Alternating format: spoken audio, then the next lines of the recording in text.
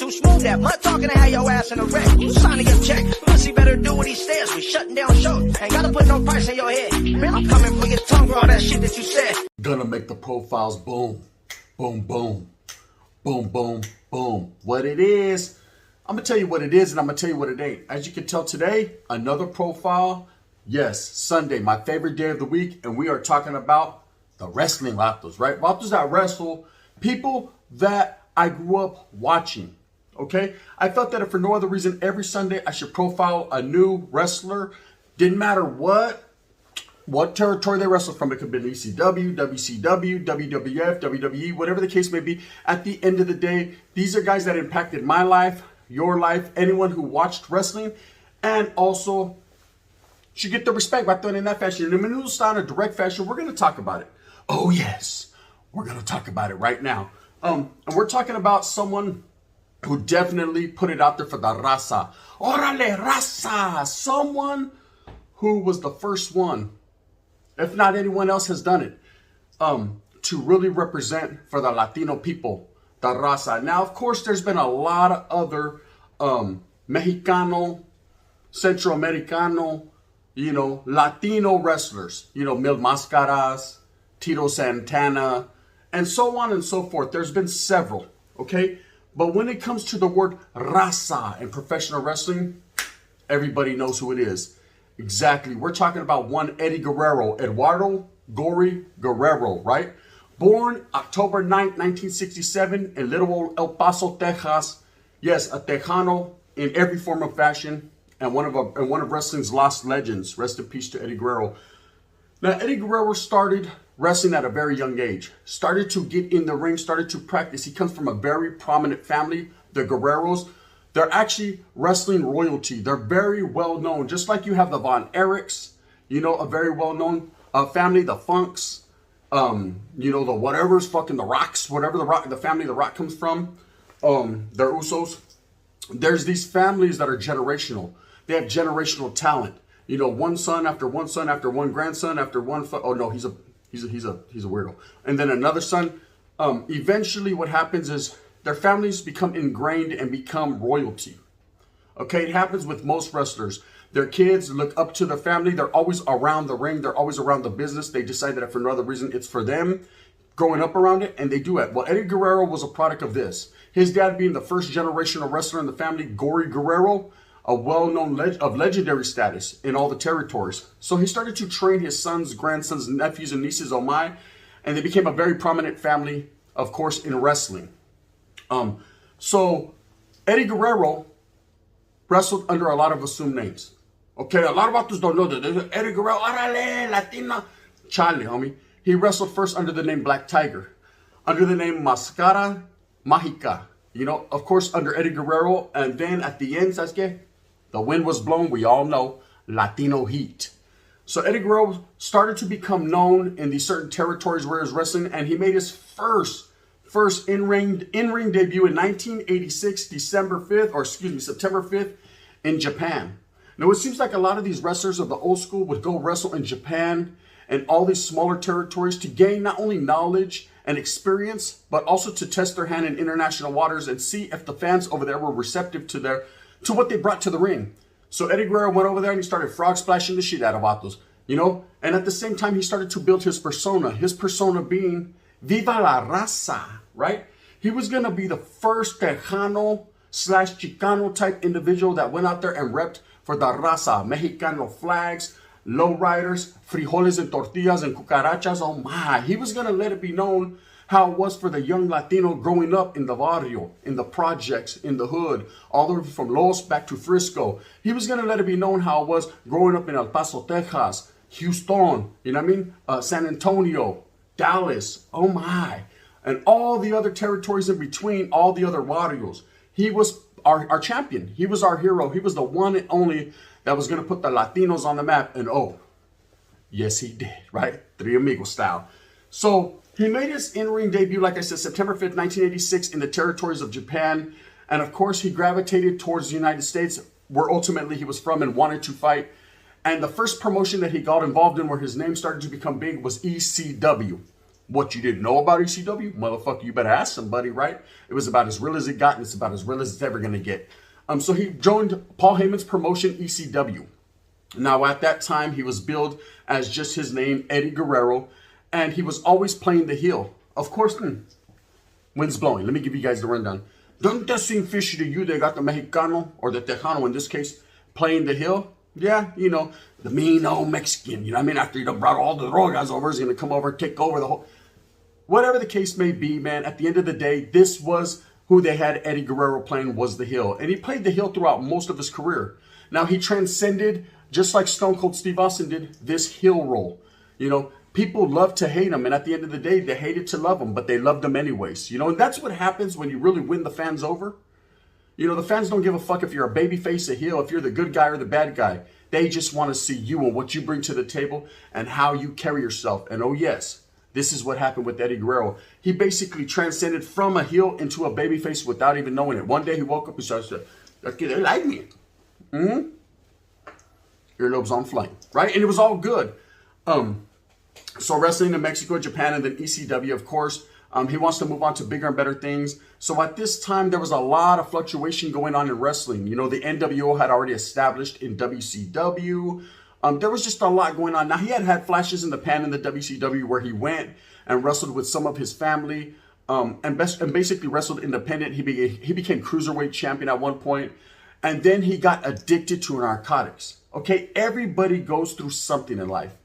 And one thing Eddie Guerrero always went through was his addiction. You know, he fought his demons, his addictions to narcotics as well as alcohol. This is something very documented. It's something that Eddie Guerrero fought through, his struggles. I know that he was released one time from the promotion because of his indulgence and actually had to go get some get right. Had to go to some type of Betty Ford clinic so he can get his mind right, so that way he could shine right, and then did come back. But always battled on and off with the substance abuse problems. And it wasn't due to having a strenuous bad childhood. It wasn't due to that. It was due to being able to party. I told you guys before, so I was getting in the Ric Flair spill, that when you're out there on the road 375 days a year, is there 300? 364 days a year. Spent I added extra 10 for the homies, right?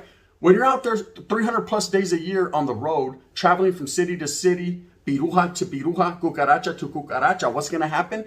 Eventually, man, you're going to become susceptible to what's going on around you. The partying, the drugs, the alcohol, the whatever. And the R hits you one time and it's never the same again, right? You're chasing that dragon. You're chasing that high. You're chasing that ultimate feeling of becoming the world heavyweight champion. At least in your calzones. You're chasing something. And this is a demon that Eddie Guerrero fought with constantly. Okay? So he was always in some type of turmoil and always in a wrestling match with his own mentality, with himself. Okay, and this hindered him from being the performer that he ultimately could have been. But Sasuke, even with his drug problem, he still was the shit, right? Orale, Raza! He was putting it down. For those of you that don't know the legendary status of what he did for me and what he did for us, Eddie Guerrero, Sasuke, that's why you're right here sitting down now, listening. I'm giving you guys the scoop. I'm giving you guys the education. I'm giving you guys the rundown on a real motherfucker in a real way. Okay, so he joins the WCW. And of course there, he becomes the Cruiserweight champion, the United States champion. And you say to yourself, well, this shit's all fake. None of it matters. But when it's your profession, when it's your career, everything counts. You know, it goes on your resume because ultimately you're trying to get that big payday. Ultimately, you're trying to secure, trying to provide safety and security for your family. This was the Vato's job. It was his let the Vato do his pinchy job, right? Just let him do his job. And Eddie was good at it. You know, like I said, coming from a very talented family and already have that billing, that name Guerrero, a lot more doors were open for him that necessarily wouldn't be open for Johnny come fucking lately.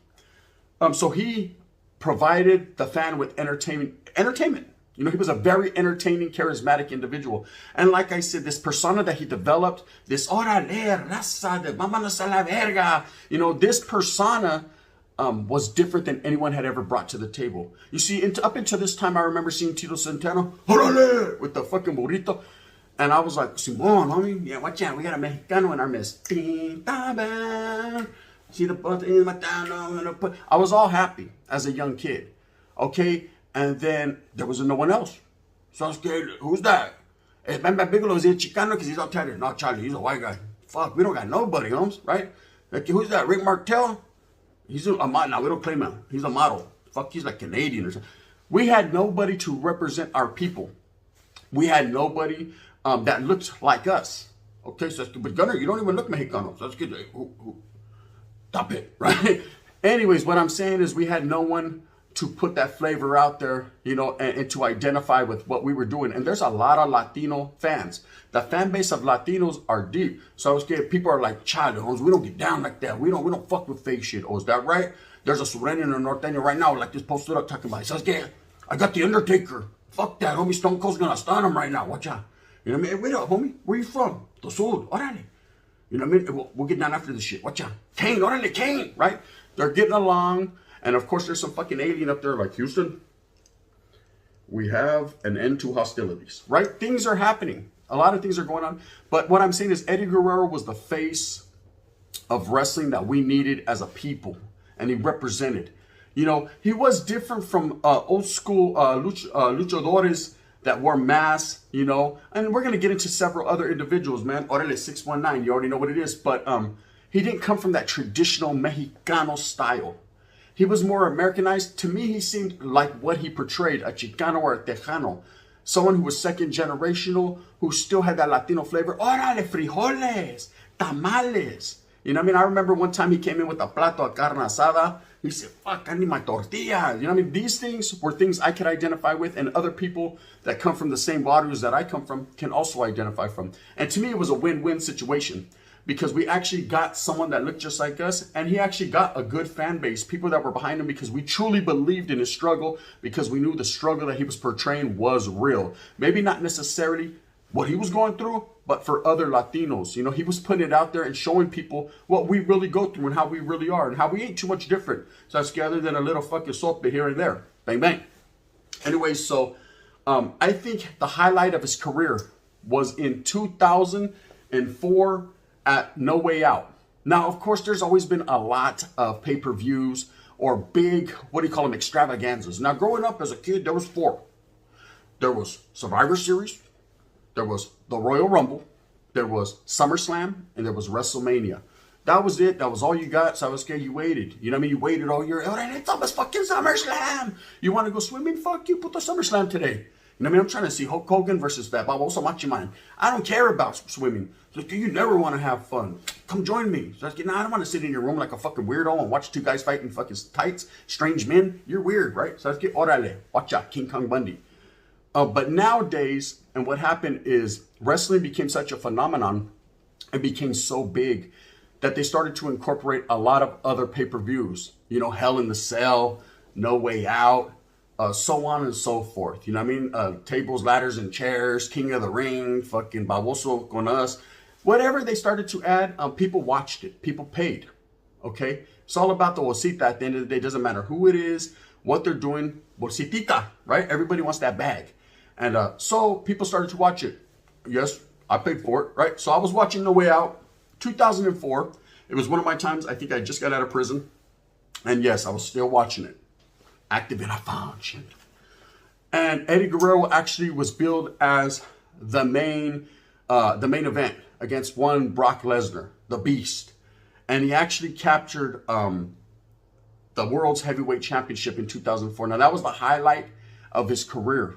It's still to this day one of the most sentimental moments in wrestling because he finally achieved, and you could see all the sweat, the blood, all the sacrifices he made, he finally achieved. But not only did he achieve for himself and for his family, who were very well deserving, but he achieved for me, for you, for anyone of a Latino descent that's watching this right now, and for people in general, for the little man, right? For the vatos that ain't never had nothing, for the common man, you know what I mean? For the American dream, right? He basically achieved for all of us. And I was happy than a motherfucker that day. I remember that day I went to Thrifty's and got me an ice cream cone. So I got an ice cream and you can have it. I was on my Eddie Murphy shit, right? Really, real talk. I was going delirious in a raw fashion. But I enjoyed the fact that finally a Latino had got on the map. You know, he came in that motherfucking 6th Street, dipping, went in there, grabbed that gold. So I was something like we would do. I need that, right? Separate mine from yours. And then pushed on. A very joyous moment in Latino history. But you say to yourself, but God, none of that counts. It's fake. What the? It wasn't fake to him that day. It definitely wasn't fake to me as a young kid. That was a heavy influence in my life. Because I knew that eventually if you work hard at your dreams and you strived and you struggled for what you believed in, you can achieve victory. Okay? And yes, I used that for a negative cause. I used that in my norteño career. So, okay, watch out, homie. Let's go fucking take this vato out. Charlie, homie, watch out. I'm gonna frog splash him like Eddie Guerrero. Don't even trip. I'm gonna hit him with the three amigos. And then you're gonna be hitting with the pico de gallo. Either way, bro, the winners are. Watch out. You be Rey Mysterio, I'll be Eddie Guerrero. Let's go. Charlie, I don't want to be Rey Mysterio. Fucking be Chavo. Let's go, right? We were handling our business, okay? So a lot of what I learned from Eddie impacted my life, stuck with me, and to this day, it's just a great thing. I don't see no negativity in it. Now, of course, over time, what happened with Eddie was he developed a heart disease, from a lot of this strain on his body. A lot of the training, a lot of the supplements that they take. To what degree of supplements? I don't know where your antennas are, but you know what I'm saying. I can't speak on it. You know what I mean? It was hard out there for a pimp mine. You know what I mean? And they was getting it in. But a lot of these activities, these negative activities like indulging in narcotics, heavy drinking, putting your body through this wear and tear, pain medication, supplements. Eventually, he developed a cardiovascular disease, right? A heart disease, for which he struggled with for several years behind the scenes, and a lot of people didn't know. Other wrestlers have been known to say that Eddie Guerrero was going through a lot of pain, but still went and performed to the fullest for the people because he truly believed in giving the people exactly what they paid for. Now, that's a real motherfucker right there. Whether it be fake or real, at the end of the day, how you treat your fans, how you treat your people, how I treat my subscribers is a real thing, Maybe not necessarily positive or negative, but at the end of the day, real. No added preservatives, just giving it to them raw and giving them to the people how you are. You know what I mean? Straight up. That's all I could give you. This is it. Okay, watch out. Wait up. A chile, está bien. There you go. Eat it. You're good. That's all we got. You know what I mean? Spencer. Fuck that. I don't want cornflakes. South we don't have milk. You know what I mean? We don't get down. We're not milky over here. South over here, you get jarritos. Bang, bang. Tutti frutti. Now do it pushing. Anyways, what I'm saying is, in 2000, I believe it was 2005, merely a year after capturing the World Heavyweight title, Eddie Guerrero succumbed to this disease. He was actually getting ready for a Friday Night SmackDown event with his nephew Chavo Guerrero, another well-known wrestler, maybe not as well-known as Eddie, didn't really get hyped, or the people were behind him like that, but my respects to Chavo as well, for putting it down for Latinos, period. But Eddie Guerrero was actually doing sit-ups in his hotel room when his nephew came to get him, because they were actually performing together in a tag team match. And he actually walked in and found Eddie Guerrero with his hands behind his back, sweating profusely, and had a little smile. He had a smile, and I'm going to tell you one reason he probably had that smile.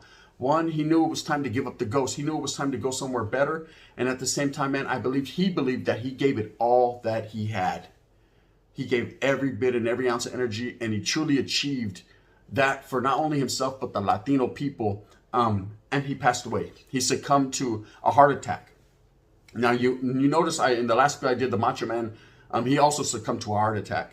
Heart attacks are very prevalent in wrestling. Like I said, it could be all the wear and tear they put their body through, all these supplements. Whatever happens, they develop a weak heart, and that's from having too much heart. Anyways, so he passes away, and it was a very big thing, man. It impacted a lot of people who had a lot of impact on his life, like Chris Benoit, Dean Malenko, a lot of these wrestlers that were good friends of his that embraced him. And I remember watching it on TV when they did a memorial for Eddie Guerrero, and I was just like, wow, too soon. We lost the Latino vato too soon. But it happens. Such is life, and we need to move on. And of course, Latinos have carried the torch, and we got several Latinos that wrestle now, but there'll never be another Eddie Guerrero. Órale, Raza! We will never get one of those coming out in 63, 64s. Of course, they had that vato who, Alberto Del Rio. He was a paisa, right?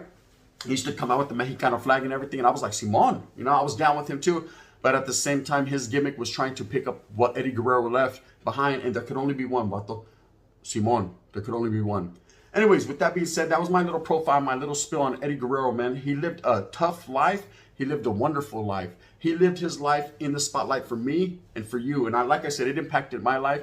How it impacted yours, I can't call it like an alcoholic, but at the end of the day, man, you got to give respect to the first Mexicano world heavyweight champion we ever had. One Eddie Guerrero. Bang, bang. 3 amigos and a fucking frog splash. Oh my, you don't want that. With that being said, I hope that you go out there and you get it for your family, man. Move fast with a purpose. That's called hustling. Remember, you can be your own family's champion. You can be your own family's Eddie Guerrero if you really are committed to going out there and doing what you have to do to provide for your people. You know what I mean? Hit that like button if you like this profile. If not, ¿sabes qué? Watch out. The wind's blowing. You can hit that thumbs down, heavy as the head that wears the crown, man. There's a notification button if you want to tap that. If not, that's cool too. I'm going to continue to boom Bangladesh right here on Gunner's Profiles. We have a lot more coming for you. If you are into these wrestling profiles, every Sunday is a fun day. Last weekday before the work day, which is Monday. Bang, bang, come fuck with your boy, The Gun. And again, if you don't know about Gunners Collective, tap it in right now. So you're going to see about the like this going. That's me. Bang, bang.